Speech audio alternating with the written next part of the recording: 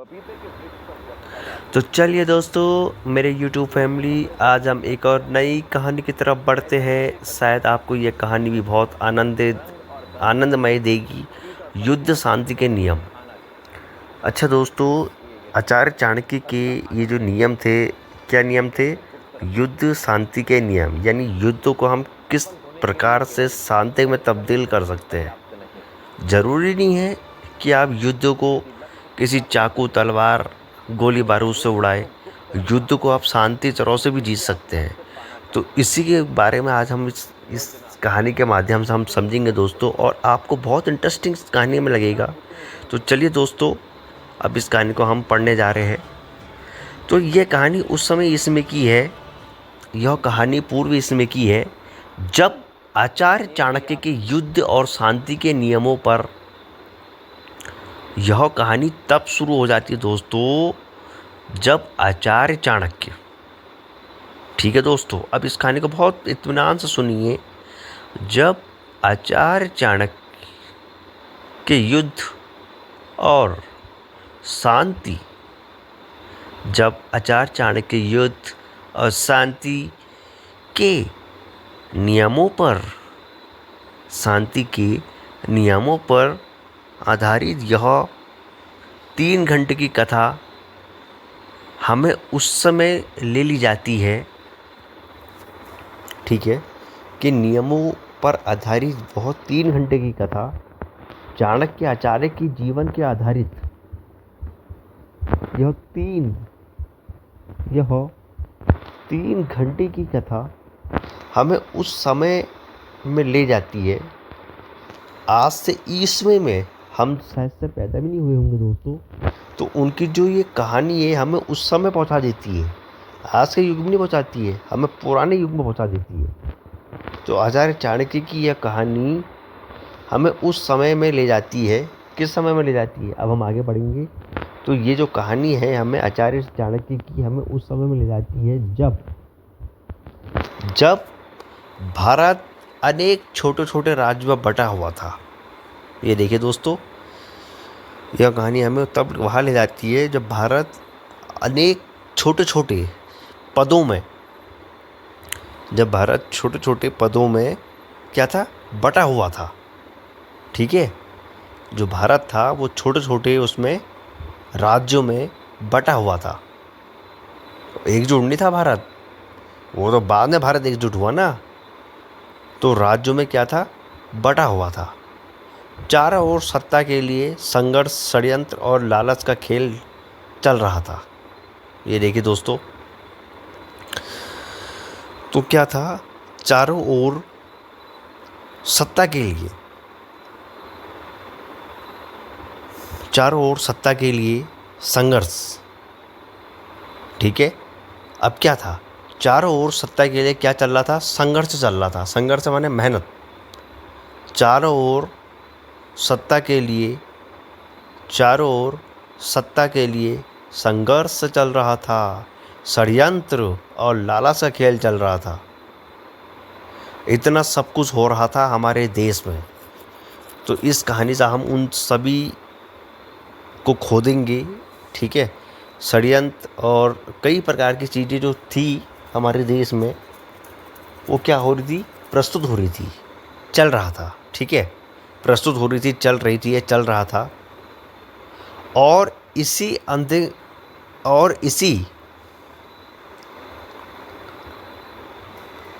इसी अंधकारमय दौर में, और जब इतना अत्याचार हो रहा था, इतना अंधकारमय हो रहा था, लोग अंधे होते जा रहे थे, तो इसी अंधकारमय के दौर में चाणक्य ने युद्ध और शांति के सिद्धांत पर गढ़े। ठीक है दोस्तों, इन्हीं के बीच में उन्होंने क्या करा, इन्हीं अंधकार के बीच में उन्होंने शांति ने के षड्यंत्रकारी जो थे, उन्होंने क्या करा, युद्ध और शांति के सिद्धांत गढ़े। इन सब चीज़ों के बीच में आचार्य चाणक्य ने क्या करा, युद्ध और शांति के, यानी युद्ध कैसे होगा और शांति कैसे मिलेगी, युद्ध और शांति के सिद्धांत क्या करें, उसमें गढ़े। जो आज भी राजनीति और जीवन, जो आज भी, उस समय तो छोड़ो, जो आज भी राजनीति, जो आज भी राजनीति और जीवन, उस समय वो षड्यंत्रकारी थे, उनने वो सिद्धांत और युद्ध और सिद्धांत के नियम गढ़ गए थे, जो आज भी, आज के दौर में भी जीवन दानों में मार्गदर्शन करते हैं। उन्होंने वो षड्यंत्र तब रचा था जो आज के युग में भी उनको मार्गदर्शन के रूप में देखा जाता है। आचार्य चाणक्य को उनके मार्गदर्शन इसलिए देखा जाता है क्योंकि उनकी बातें पत्थर की लकीर थी। तो आज के युग में भी, वो युग तो गया, आज के युग में भी क्या है, मार्गदर्शन करते हैं। उन्होंने कहा कि युद्ध तभी करना चाहिए, और अब ये सुनिए आप दोस्तों, और आचार्य चाणक्य ने कहा कि युद्ध तभी करना चाहिए, और आचार्य चाणक्य कहते हैं युद्ध तभी करना चाहिए जब, इसको आप समझे दोस्तों, और आचार्य चाणक्य कहते हैं कि युद्ध तभी करो जब शांति का कोई राह ना बचे। ये देखिए दोस्तों, युद्ध तभी कीजिए जब शांति की कोई, जब आपको लगता है कि भाई इस पानी सर के ऊपर जा चुका है, तो युद्ध तभी कीजिए जब शांति की कोई राह ना बचे। क्योंकि युद्ध में केवल सेनाओं की टकरार नहीं होती। युद्ध तभी कीजिए जब शांति की राह नहीं बची, क्योंकि युद्ध में केवल, अब युद्ध में क्या होता है, क्योंकि युद्ध में केवल सेनाओं की टकराव नहीं होती। ठीक है दोस्तों, युद्ध में केवल सेना ही नहीं भिड़ंत होती है, सेनाओं की टकराव नहीं होती है, बल्कि जनता की पीड़ा भी छिपी होती है। ठीक है दोस्तों, हम सोचते हैं ना कि युद्ध करा लेंगे, जैसे अभी के दौर में युद्ध हो रहे, उधर युद्ध हो रहे, उधर बम फट रहे, ये सब गैर कानूनी है। और युद्ध सिर्फ तलवार और उससे नहीं जीता जाता है, युद्ध जीता जाता है दिमाग से, जो आचार्य चाणक्य ने करा। तो युद्ध में जीतना खाली बहुत बड़ा वो नहीं हो, उसमें जनता का भी पीड़ा भी छिपी होती है। उसमें जनता की पीड़ा भी क्या होती है, छिपी होती है। हमने युद्ध करा दिया, हमने ये कर दिया, हमने वो कर दिया, ये सब गलत है। उसमें खाली युद्ध कराना बहुत बड़ी बात नहीं है, उसमें जनता की भी पीड़ी छिपी होती है। पीड़ी माने दर्द छिपा होता है। ठीक है, उसमें जनता का भी लाभ हानि सब चीज़ छिपी होती है। इसलिए उन्होंने हमेशा पहले, ठीक है दोस्तों, इसलिए आचार्य चाणक्य ने पहले से ही कूटनीति, संवाद और रणनीति को प्राथमिकता दी। इसीलिए आचार्य चाणक्य जी ने कूटनीति, राजनीति और रणनीति को, इसलिए आचार्य चाणक्य जी ने कूटनीति, राजनीति और रणनीति को प्राथमिकता दी। प्राथमिकता माने सबसे ऊपर श्रेष्ठ रखा, उसके बाद युद्ध होगा, तो उसको प्राथमिकता दी। इन तीन चीज़ों को, कूटनीति, राजनीति और रणनीति को सबसे पहले श्रेष्ठ रख के उनको प्राथमिकता दी। यदि मित्रता से काम निकल सकता है, अब सुनिए दोस्तों, युद्ध क्यों करना है। यदि मित्रता से काम निकल सकता है, यदि मित्रता से काम निकल सकता है, उनकी बातें सुनिए ना आप। युद्ध क्यों करना है दोस्तों। अगर मित्रता से काम निकल सकता है तो शत्रु को, अगर मित्रता से काम निकल सकता है तो शत्रु को मित्र बनाना ही श्रेष्ठ है। भाई साहब, जब सीधा रास्ता तुम टेढ़ा रास्ता क्यों चलोगे। तो जब मित्र जब शत्रु से मित्रता से है तो उससे लड़ाई करना क्यों बेहतर है? तो मित्र बनाने को श्रेष्ठ है, ठीक है ना। यही तो आचार्य चाणक्य जी ने सिखाया। जब मित्रता से काम बन सकता तो शत्रु को मित्र बनाना ही सबसे श्रेष्ठ है। लेकिन यदि शत्रु चालाक निर्दयी लेकिन यदि शत्रु क्या है? चालाक है, निर्दयी है। पहले तो उन्होंने बताया कि शत्रु को मित्र बनाना श्रेष्ठ है, लेकिन यदि शत्रु निर्दयी और चालाक और निर्दयी और राज्य को कमज़ोर करने वाला हो, यानी चालाक हो, निर्दयी हो और राज्य को खोखला करने वाला हो, कमज़ोर करने वाला हो, ठीक है ना। राज्य को खोखला करने वाला, कमज़ोर करने वाला हो, राज्य को खोखला करने वाला हो, कमज़ोर करने वाला हो, तो उस समय पर नष्ट करना ही धर्म है। अब ये देखिए दोस्तों, आचार्य चाणक्य ने दो चीज़ें बोली। अगर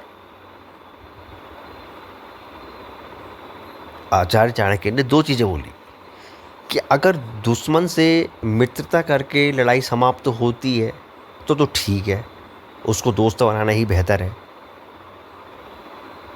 ठीक है ना। और अगर दोस्त बनाने के बाद भी वो निर्दयी है, चालाक है, अपने देश को डुबा रहा है, तो उसके लिए फिर श्याम दाम दंड भेद का उपाय करना बहुत ज़रूरी है। तो उन्होंने बताया कि फिर उसको उससे युद्ध करना ही बेहतर है। तो ये आचार्य चाणक्य की वाणी थी कि किस प्रकार उन्होंने चंद्रगुप्त मौर्य को प्रतिष्ठित करते हुए बार बार यही समझाया। आचार्य चाणक्य ने किस प्रकार उन्होंने चंद्रगुप्त मौर्य को प्रशिक्षित करते हुए, जो चंद्रगुप्त मौर्य था उसको चंद्रगुप्त ने क्या करा? प्रशिक्षित करा, यानी पढ़ाया, वो करा। तो चंद्रगुप्त मौर्य को प्रशिक्षित करते हुए बार बार यही समझाया। चंद्रगुप्त को चाणक्य ने प्रशिक्षित करते हुए चंद्रगुप्त को चाणक्य जी ने बार बार प्रशिक्षित करते हुए यही समझाया, ठीक है ना। चंद्रगुप्त को आचार्य चाणक्य जी ने प्रशिक्षित करते हुए हर बार, प्रशिक्षित यानी समझाया, बड़े प्यार से समझाया, प्रशिक्षित कहते हैं उसको, ठीक है दोस्तों। तो प्रशिक्षित करते हुए बार बार, एक बार नहीं, बार बार समझाया, प्रशिक्षित करते हुए बार बार समझाया कि युद्ध केवल शक्ति के बल पर नहीं जीते जाते। वाह भाई वाह, आचार्य चाणक्य जी आपको कोटि कोटि प्रणाम। चंद्रगुप्त को चाणक्य ने प्रशिक्षित करते हुए बार बार यही समझाया कि युद्ध केवल शक्ति के बल पर नहीं जीते जाते। युद्ध केवल शक्ति के बल पर नहीं जीते जाते। ऐसा नहीं कि तुमने बंदूक चला दी, तोप चला दी, तुम जीत गए। तो शक्ति के बल पर नहीं जीते जाते, बल्कि बुद्धि, ये देखिए दोस्तों, बल्कि बुद्धि, यानी बलवान के बल पर नहीं जीते जाते, बल्कि बुद्धि और सही समय की पहचान से जीते जाते हैं। बल्कि बुद्धि और सही समय, ठीक है दोस्तों। आचार्य चाणक्य कहते हैं कि युद्ध बल के बल पर नहीं जीते जाते हैं, बुद्धि और सही समय पर, बुद्धि और सही समय का पहचान से जीते जाते हैं, सही समय की पहचान से। कोई भी काम हो, जो युद्ध की बात चल रही है, तो सही समय की पहचान से हर चीज़ जीत होती है, अमर होती है, तो जीते जाते हैं, ठीक है। अभी हम कहानी के दौर पर पढ़ेंगे, इसको आप अपने जीवन में वैसे भी व्यापक कर सकते हैं दोस्तों, ठीक है। तो जीते जाते हैं, और शांति केवल तब टिकाऊ होती है। अब देखिए दोस्तों, और शांति केवल, और जो शांति होती ना, हम जिसको शांति कहते हैं, मौन, और शांति केवल तब टिकाऊ होती है आचार्य चाणक्य जी कहते हैं कि शांति केवल तब टिकाऊ होती है जब वो न्यायपूर्ण हो। आचार्य चाणक्य जी कहते हैं कि शांति केवल तब हो पूरी होती जब वो न्यायपूर्ण हो। न्यायपूर्ण माने पूरी तरह से न्याय हो उसमें, तब शांति पूर्ण होती है। ठीक है, न्यायपूर्ण हो। अन्यथा अन्यपूर्ण शांति अगले युद्ध की जड़ बन जाती है। ये देखिए दोस्तों, अन्यथा क्या होता है? नहीं तो, अन्यथा माने नहीं तो। जो अन्यपूर्ण शांति होती है, एक तो शांतिपूर्ण होती है, एक अन्यपूर्ण होती है। जो अन्यपूर्ण शांति होती है वो क्या होती है?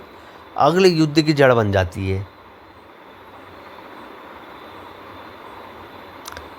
जो अन्यपूर्ण शांति होती है उसका क्या कर्तव्य होता है? वो अगले युद्ध जो होने वाला है उसकी जड़ बन जाती है। फिर क्या करेगी वो? फिर वो युद्ध होते रहेगा, उसमें लोग कटेंगे, फटेंगे, मरेंगे। ठीक है, तो अन्यपूर्ण जो शांति होती है वो अगले युद्ध की जड़ बन जाती है। ऐसे ऐसे सिद्धांत उन्होंने आचार्य चाणक्य ने समझाए। उन्होंने स्पष्ट कहा था कि जब तक शत्रु कमज़ोर है। अब और सुनिए दोस्तों आगे, आचार्य चाणक्य जी कहते हैं, यानी आचार्य चाणक्य जी ने कहा था कि जब तक शत्रु कमज़ोर है। ये आचार्य चाणक्य उस समय क्या कहते दोस्तों, और आज भी हम उनकी बातों को दोहरा रहे हैं। तो आचार्य चाणक्य जी कहते हैं कि जब तक शत्रु कमज़ोर है, ठीक है दोस्तों, तब तक उससे शांति का नाटक करना चाहिए। ये देखिए दोस्तों, उनका तर्क देखिए, उनका विचार देखिए कि जब तक शत्रु कमज़ोर है तब तक उससे शांति का नाटक करना चाहिए। जब तक जो शत्रु है, प्रतिबंधी है तुम्हारा, वो कमज़ोर है, ढीला ढाला है, जब तक उससे शांतिपूर्ण नाटक, शांति का नाटक, यानी हम उसके लिए है, वो हमारे लिए है, तो शांति का नाटक करना चाहिए। इसलिए अपनी शक्ति को गुप्त रूप से बढ़ाना चाहिए, उसे शांति का नाटक करना चाहिए और अपनी शक्तियों को क्या है, गुप्त रूप से बढ़ाना चाहिए। उससे शांति का नाटक करना चाहिए और अपनी शक्तियों को गुप्त रूप से क्या करना चाहिए, बढ़ाना चाहिए, उनको घटाना नहीं चाहिए। और जब अपनी शक्ति पूर्ण हो जाए, यह आचार्य चाणक्य के तर्क थे, अपनी शक्ति को बढ़ाओ और दुश्मन की शक्ति को काटो। और जब अपनी शक्ति पूर्ण हो जाए, अपनी शक्ति को बढ़ा के जब अपनी शक्ति क्या हो जाए, पूर्ण हो जाए, पूरी हो जाए, जब अपनी शक्ति है वो क्या हो, जब अपनी शक्ति पूर्ण हो जाए, तो जब अपनी शक्ति पूर्ण हो जाए तो निर्णायक प्रहार करना ही नीति है। जब अपनी शक्ति पूर्ण हो जाए, जब तुमको लगे कि भैया अब कुछ नहीं हो सकता है, तो निर्णायक प्रहार करना ही नीति है। फिर प्रहार के अलावा और कुछ चीज़ नहीं होती है, क्योंकि साम दाम दंड भेद सब हो गए ना, तो निर्णायक पूर्ण प्रहार करना ही उचित है, या ऐसा भी कह सकते हो कि नीति है। तो निर्णयपूर्वक प्रहार करना ही नीति है या उचित है। इस कहानी में राजाओं के बीच होने वाले गठबंधन, अब जो ये कहानी है ये क्या है, ये राजाओं के बीच में होने वाले जो गठबंधन होते हैं, वार्तालाप होते हैं, ठीक है ना दोस्तों, राजाओं के बीच में होने वाले, इस कहानी हमें यह बताती है, इस कहानी में राजाओं के बीच में होने वाले, राजाओं के बीच में होने वाले, राजाओं के बीच में, राजाओं के बीच में होने वाले गठबंधन, जासूसी गतिविधियाँ, राजाओं के बीच में होने वाले गठबंधन, जासूसी गतिविधियाँ, गुप्त संदेशों का आदान प्रदान, युद्ध गतिविधियाँ, ठीक है ना, गतिविधियाँ होनी बहुत ज़रूरी है। तो गतिविधियाँ, गुप्त सदस्यों का आदान प्रदान, गठबंधन, गुप्त सदस्यों का आदान प्रदान, युद्ध में रणनीति और शांति वार्ताओं की गहरी परतें, ठीक है। एक तो आदान प्रदान होता है, और युद्ध स्थल में एक तो आचार्य चाणक्य कहते हैं कि क्या होता है कि आदान प्रदान होता है, और जो युद्ध स्थल है, युद्ध स्थल है, लड़ाई होती है, युद्ध स्थल रणनीति और शांति वार्ताओं। रणनीति आचार्य चाणक्य के मुंह से निकले हुआ वचन है। रणनीति और शांति वार्ताओं की गहरी परतें आमने सामने आती है। रणनीति वार्तालाप और गहरी परतें क्या आती है, आमने सामने आती है, ठीक है। तो अभी तक इतनी कहानी से आपको क्या समझ में आया, आप मुझे एक सब्सक्राइब कीजिए, कमेंट में लिखिए, हम आगे का और आपको समझाते हैं। तो ये सब जो आचार्य चाणक्य की जो कहानी थी दोस्तों, ये एक अपने समय की बहुत एक इंटरेस्टिंग कहानी थी, ठीक है। अब हम आपको सुना रहे हैं, तो चलिए दोस्तों आगे बढ़ते हैं। तो हमने क्या बताया था आपको कि शांतिपूर्ण अगर युद्ध समाप्त हो तो अच्छा ही लगता है। तो जहाँ कभी युद्ध का शंखनाद होता है, जहाँ कभी युद्ध का संग्रांड होता है, तो कभी जहाँ कभी युद्ध का संग्रांड होता है तो कभी शांति का दीप प्रज्वलित भी होता है। मतलब जहाँ कभी युद्ध का संवाद होता है, यानी जहाँ युद्ध शुरू होना, तो हम शंख बजाते हैं ना कि युद्ध शुरू होने वाला है, तो वही कभी शांति का दीप प्रज्वलित भी होता है। जहाँ लड़ाई शुरू होती है तो वहाँ लड़ाई ख़त्म होने का भी वहाँ परिचय होता है, शांति का भी क्या होता है, परिचय होता है।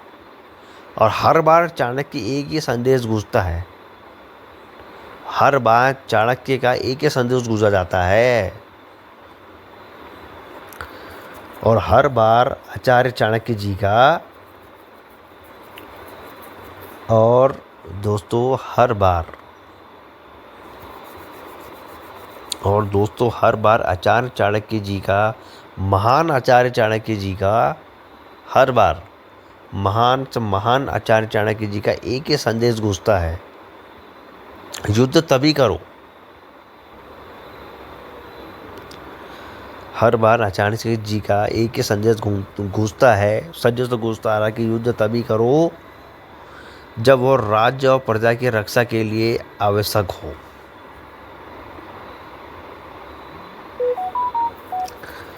हर बार आचार्य चाणक्य जी का एक ही स्वर गूंजता है कि युद्ध आप तभी आरंभ करो जब वह राज्य और प्रजा की रक्षा के लिए, जब उससे लगे कि भाई मेरा राज्य, जहाँ मेरा राज्य है और जो मेरे राज्य के अंदर जो मेरी प्रजा है, राज्य और प्रजा के लिए महत्वपूर्ण आवश्यक हो, अन्यथा युद्ध मत करो, ठीक है दोस्तों। तो अजीय आचार्य चाणक्य के मुँह से लिखने हुए वचन है के लिए आवश्यक हो, ठीक है, अन्यथा युद्ध मत करो, और शांति तभी स्वीकार करो। अब देखो, पहले तो युद्ध बताया था, अब शांति, और शांति और शांति और शांति और शांति तभी स्वीकार करो जब, आचार्य चाणक्य जी कहते हैं कि शांति तभी स्वीकार करो जब वह दीर्घकालीन सुरक्षा, शांति तभी स्वीकार करो जब वह दीर्घकालीन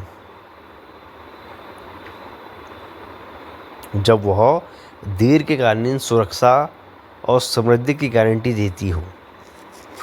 शांति तभी स्वीकार करो जब वो दीर्घकालीन सुरक्षा और गारंटी की जिम्मेदारी देती हो। दीर्घकालीन समृद्धि की गारंटी देती हो। शांति तभी स्वीकार करो कि हमको लगे कि भैया अब कुछ होने वाला नहीं है, अब हमको शांत हो जाना चाहिए। ऐसा नहीं कि हमारे पीछे वो गतिविधियाँ बना रहे हो, तो फिर युद्ध करने में ही फ़ायदा दोस्तों। तो यही चीज़ उन्होंने बताई है कि जब वो तब उसको आरंभ करो। अतः यह कथा हमें सिखाती है, अब इस कथा का प्रारंभ होने वाला है, समाप्त होने वाली है। अतः यह कथा हमें सिखाती है, चाणक्य जी की यह कथा हमें यह अंत में यह सीख देती है या सिखाती है कि युद्ध और शांति दोनों ही जीवन में अविभाज्य अंग हैं। ये देखिए दोस्तों, आचार्य चाणक्य जी की लास्ट में कहानी हमें यह सिखाती है कि हर तरह के जीवन में अविभाज्य अंग हैं। ठीक है, शांति और युद्ध जीवन में अविभाज्य अंग है, परंतु उनका चुनाव देखो। आचार्य चाणक्य जी की कहानी हमें यह सिखाती कि युद्ध भी और शांति भी हमारे जीवन में बहुत उनका एक दोस्ताना है। ठीक है, एक बहुत बड़ा उनका आदर सम्मान है शांति और युद्ध का। लेकिन परंतु उनका चुनाव, अब आपको क्या चुनना है, आपको युद्ध चुनना है या आपको शांति चुननी है। परंतु उनका चुनाव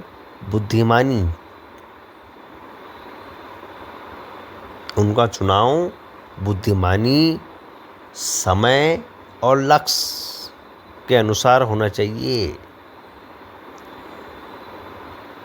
शांति और युद्ध दोनों हमारे जीवन में बहुत बड़े गहरे मित्र हैं, लेकिन उनका जो चुनाव होना चाहिए वो बुद्धिमानी, अक्ल के साथ होना चाहिए, के अनुसार होना चाहिए। प्रजा को देखते हुए होना चाहिए, प्रजा के हित में होना चाहिए। ये दोनों ही अपने आप में बहुत बड़ी चीज़ है, लेकिन उनका चुनाव बुद्धिमानी के साथ होना चाहिए। और यही आचार्य चाणक्य की नीति का अनंत सत्य है। और यही अब आचार्य चाणक्य जी क्या कहते हैं, और यही आचार्य चाणक्य जी का नीति का अनंत सत्य है। यही आचार्य चाणक्य जी का अनंत सत्य है, क्योंकि वो सत्य के राह पर चलते थे दोस्तों। उन्होंने युद्ध में तलवार, फरवा, तोप, बारूद इन सब कभी कुछ नहीं करा। उन्होंने अपनी बुद्धि के बल पर ही आचार्य चंद्रगुप्त मौर्य को इतना बड़ा राजा बनाया दोस्तों। ठीक है, तो उनका यह अनंत सत्य है। और यह सत्य वह इस यात्रा में हमें शक्ति, और यह चीज़ें इस यात्रा में हमें, और यह शक्ति हमें इस यात्रा में हमें, तो उनकी यह जो वाणी है हमें इस यात्रा में शक्ति, राजनीति, उनकी यह आदतें हमें क्या करती है, शक्ति, राजनीति। आचार्य चाणक्य जी की यह बातें हमें बहुत कुछ देती है, जैसे शक्ति, राजनीति, कूटनीति और जीवन की गहरी परिभाषाओं से रूबरू कराता है। ठीक है दोस्तों, राजनीति, कूटनीति, विश्व नीति और यही सब बातें जीवन की गहरी परिभाषाओं, जीवन की उनकी यह जो जीवन की जो गाथा है वो हमारी गहरी परिभाषाओं से क्या कराता है दोस्तों, रूबरू कराता है। ऐसी उनकी ये सत्यवाणी है जो हमको जीवन से रूबरू कराती है। आज भी हम उसको अपने जीवन में याद कर रहे हैं दोस्तों। तो ऐसी कहानी आप सुनेंगे तो शायद हमारे मुँह से आपको कहानी अच्छी नहीं लगी हो, लेकिन हमारे चैनल को सपोर्ट कीजिए। इसी टाइप से हम आपको कहानी और सुनाते रहेंगे। धन्यवाद, धन्यवाद, धन्यवाद।